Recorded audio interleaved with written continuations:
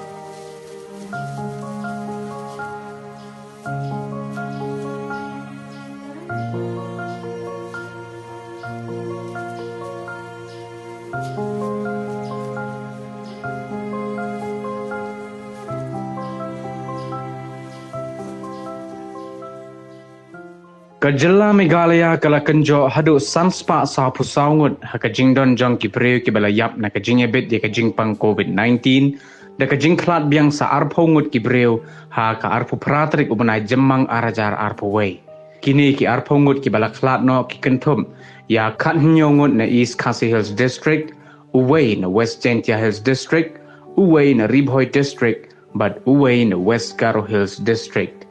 Katkum kajing tip balapha ada katanat kakot kakia kidon pat hanyos pa lai puwengut ki breu ki balaya bit thamai gani kajing pang but ki badang shitom ne ki active case kidon hadu prahajar arpusangut hapo kani ka jilla Meghalaya barok kawai. Shusho la pentip ruba ki breu ki balaya biang ye kajing kot jingkia kidon hadu khandai spa sa puwengut.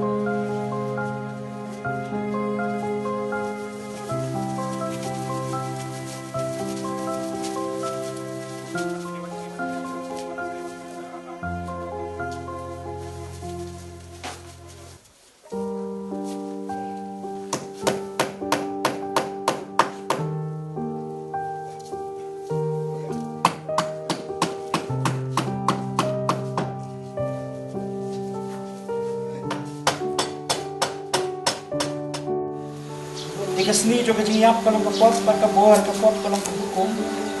ndrai kajing ngok yo dai kala ay yang iya kajing jok daw Jesus Christ ko ay yo ini kabanta kaban atur ndrai ngeman ya pingon tip ko para banget siapa kita ke bayot yang bafinang susi kung kita ibay ki bomdon ke internet namala danginget mo Jesus layap at ulang lipat kung taruk ya kita ke bayot ya hau Jesus badai kung walang nambar namar kaningi ang kita ke tinutray bamangi ki badang im ya ke lapangsa hadu kata kajingwan utray dan laylay nginong yolet chwa ya kita ke bayot ya nabaw utray unan hiyan na badang pagkajing risa dagaktian sawaw ang elrangba pada katuloy kulay bagi kita bayap hau Chris kenyami pak chwa nakunta mangi kibadang im ni kabla prinsa rong no yang ilam baki kito ya kabanya siam ya utray ha basun beneng ya kumtang ini ay long junom lambat utray